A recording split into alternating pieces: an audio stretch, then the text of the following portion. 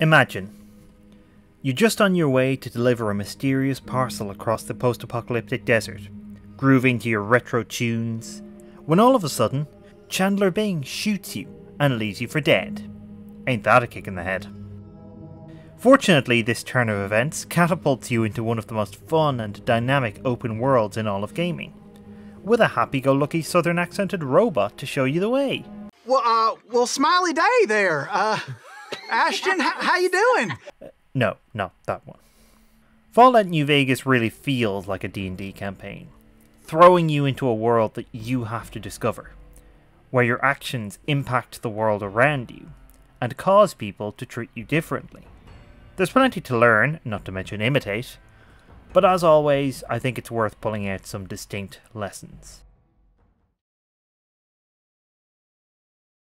The Fallout series is famous for its big open worlds, where you're free to explore and make your own discoveries, but also for the freedom of choice it gives you in approaching problems. Depending on your skills and traits, you can finesse your way through various situations with your charisma or specialist knowledge, or flirt your way out in classic RPG style, or shoot everything in sight, which does tend to solve a lot of problems, although it may also create more. Fallout New Vegas often goes out of its way to make sure various skills will be useful, whether that be fixing up robots to help you out in battle, or using your medicine or intelligence skills to realise you're being scammed.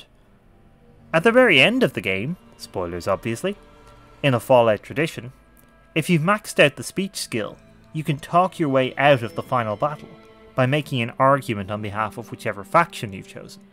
More on that later.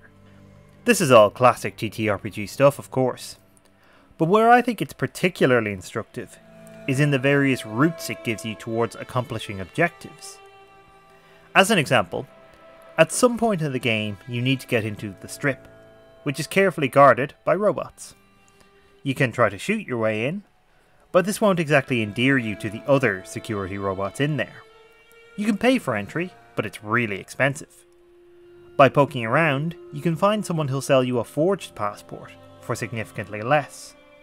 Or you can help out these nice Elvis impersonators with their various issues in exchange for a passport.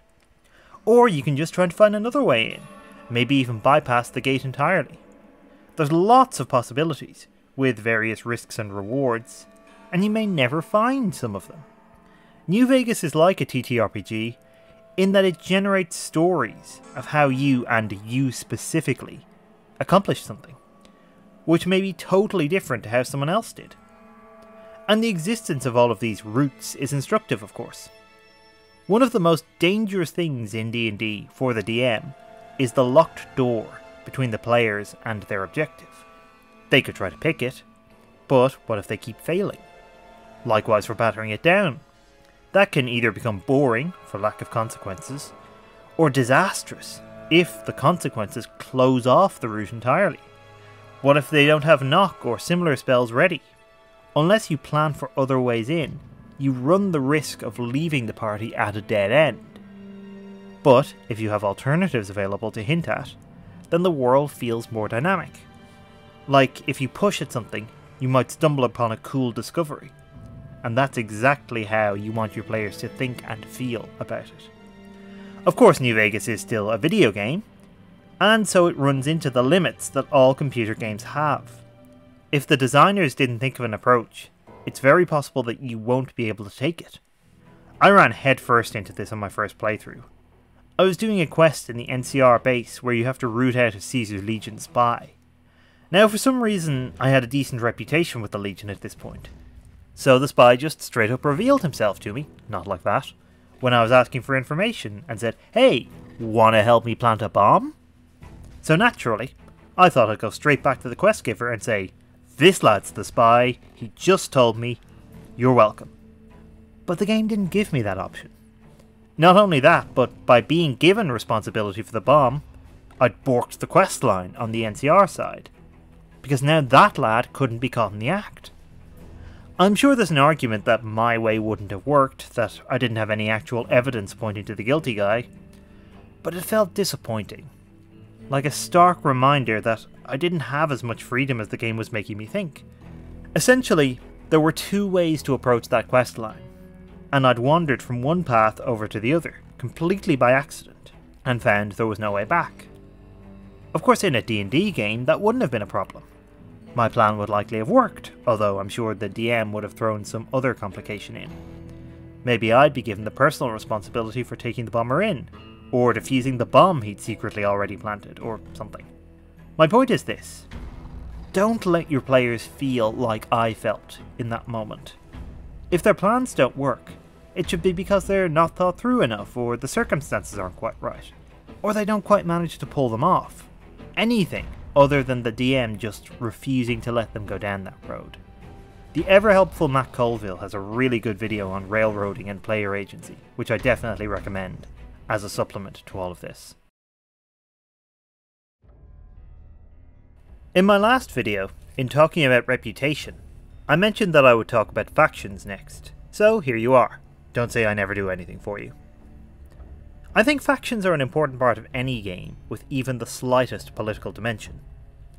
Different groups of people, with different ideas about how the country or the world should be run, bring a degree of complexity, even when some of their ideas are obviously flawed. The Forgotten Realms gives you the big groups like the Harpers and the Zentarum, but really every town or city should have its own factions, even if that's as simple as those who support the ruling ideology and those who oppose it. Fallout New Vegas does factions better and with more welcome complexity than almost any video game RPG I've ever played. In terms of the main plot, there are 4 main factions to whom control of New Vegas can fall.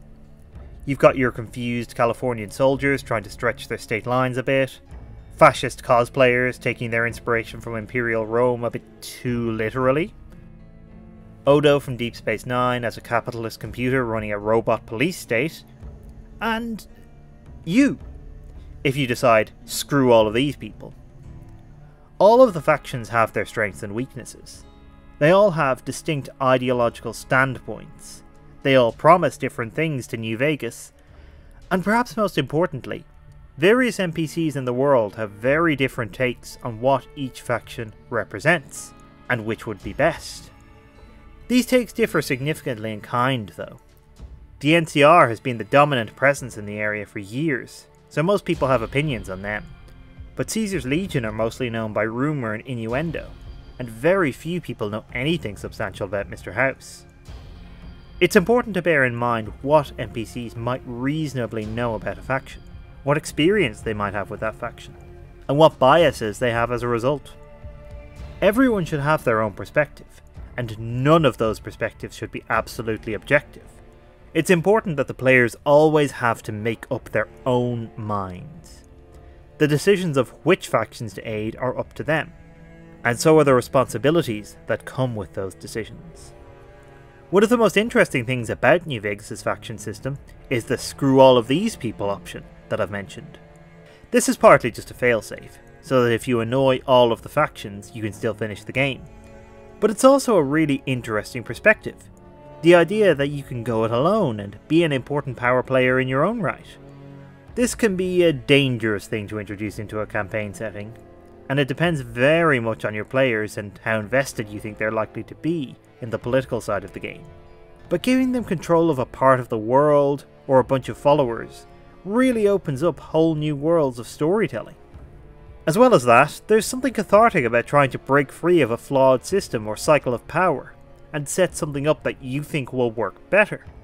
Players who like imagining and playing with socio-political systems will really eat this up, although you should be careful that it's something all of the players are at least somewhat into and involved with, and you're not just catering to 1 or 2 of them.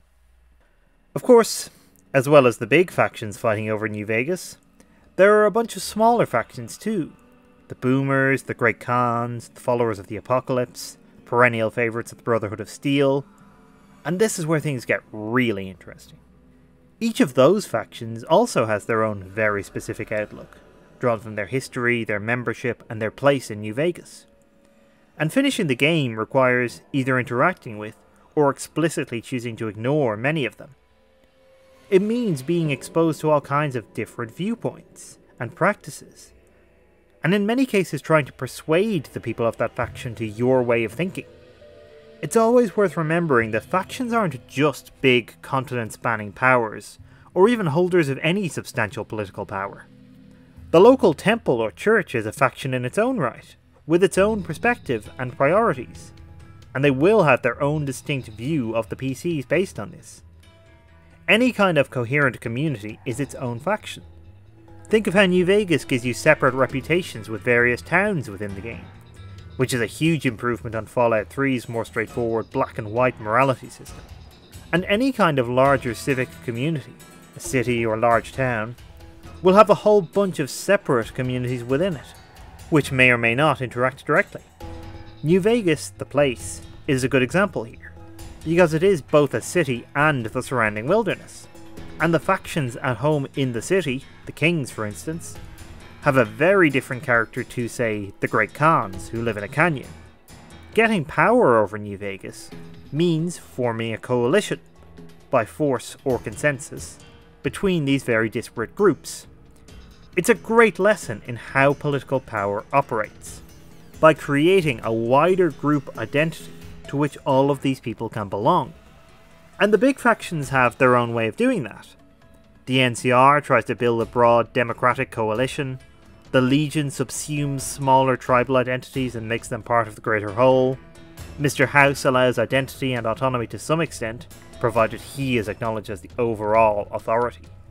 Thinking in detail about how these kinds of overlapping identities work is vital to any really good political game.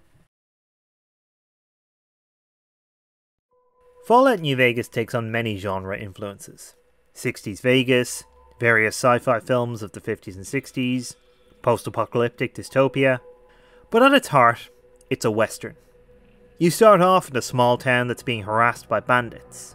You walk across a desert seeking vengeance, picking up a variety of revolvers and repeating rifles.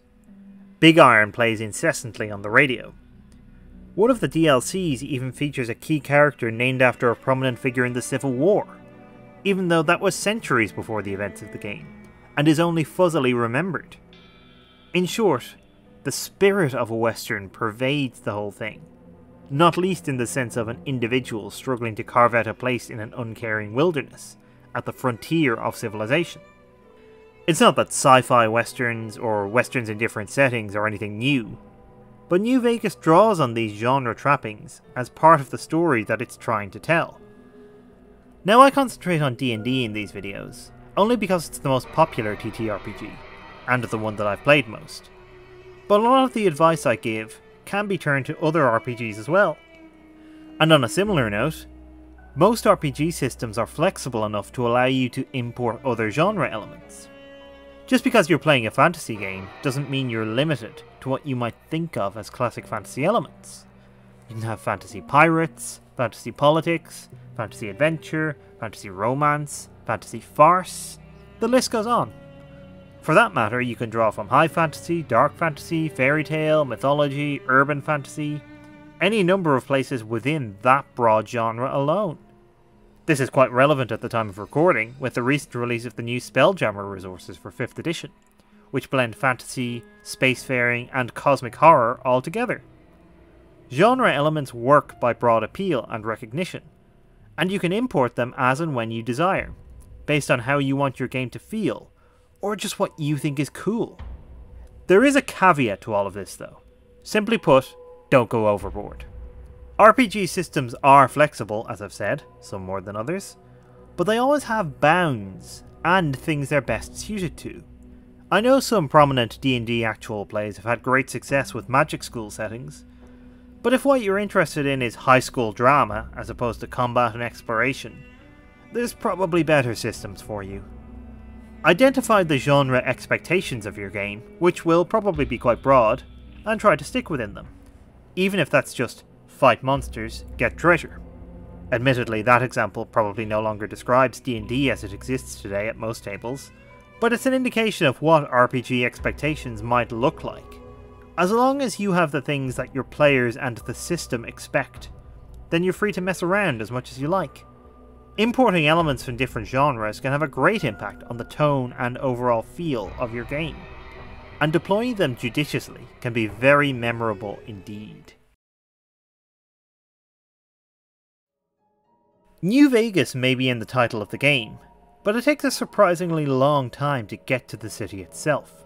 Usually several hours of gameplay just to get to the aforementioned gate to the Strip. The game all but forces you to take the long way around to get there, going through various smaller towns and getting introduced to the local players and the tensions going on in the area, and probably dabbling in some side quests as you go. And all the time you can see the towers and lights of the Strip on the horizon. Not only does this help the player to get to grips with the world, it also makes it a very big deal when you finally do make it to the Strip, this place you've been hearing about and seeing in the distance for so long. It's a great example of setting going hand in hand with story, because the Strip is also where your goal is, Chandler in his stupid checked suit, waiting for you to get revenge on him. And so finally getting there feels like even more of a culmination. What's more, it introduces a new element to the story. It's once you get to the Strip and meet Mr. House that the struggle for control of New Vegas really comes to the fore. The 5th edition DM's Guide has a good section about tiers of play, page 37 for those playing along at home. It breaks the level of play down by the levels of the PCs. So levels 1 to 4 is local heroes, 5 to 10 is heroes of the realm, 11 to 16 is masters of the realm, and 17 to 20 is masters of the world, presumably making epic level adventures masters of the universe. I'll talk more about escalation over a long campaign in a future video, but I think New Vegas gives you a good indication of how this can work in terms of setting. You wake up in a small town and almost immediately have to deal with a threat to that town. Nothing that will change the fate of the Mojave, but something that will affect these people who have just cared for you. After that, you go and learn more about the things afoot in the world, start to interact with power players, and slowly make your way up to becoming the key element in the upcoming battle. You can replicate this almost exactly in a D&D campaign. Many long-running adventures start in a small town. Storm King's Thunder, for instance, has you deal with a goblin attack on a small town for a few levels before you meet your first giant. Even the small town to big city track is classic campaign design, and allows you to build up the idea of that big city much as New Vegas does. After all, as Terry Pratchett reminds us, a big city affects the landscape all around. Against the dark screen of night, Vimes had a vision of Ankh-Morpork. It wasn't a city. It was a process, a weight on the world that distorted the land for hundreds of miles around. People who'd never see it in their whole life nevertheless spent their life working for it. Thousands and thousands of green acres were part of it. Forests were part of it.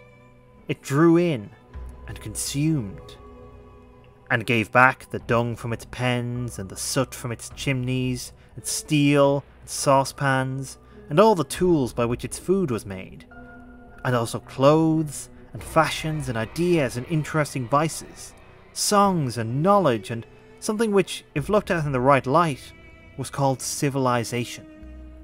That's what civilization meant. It meant the city. What this means, apart from an excuse to quote my favourite book, is that if your characters do start in a small town, they should hear about the city. They should know all about it. It should be this legendary, far-off place for which the locals work, maybe without having ever been there. And so, when your players finally get there, it'll be all the more memorable because it's been so built up, so to speak. And that's where the bigger story begins. New Vegas comes closer than most video game RPGs to capturing the spirit of a TTRPG. No surprise, given that it was developed by Obsidian Entertainment, founded by the developers of the original Baldur's Gate games, and later developers of Pillars of Eternity. The game gives you a remarkable amount of freedom, while also assigning consequences to your actions. It lets you be who you want to be. The only cost is that everyone else in the world gets to see you how they want to as well. That's the heart of role-playing. Thanks for watching. I've been focusing heavily on JRPGs in this series, just because those constitute a lot of my formative games, but New Vegas is one of my favourite games of all time, and it would have felt distinctly odd had I not talked about it at some point. If you're interested and want some more lessons from games, do check out some of my other videos on the topic, and subscribe and hit the notifications icon for more in the future. And don't forget to give this video a like if you enjoyed it, to help feed our very own Mr. House's algorithm. Until next time, goodbye friends.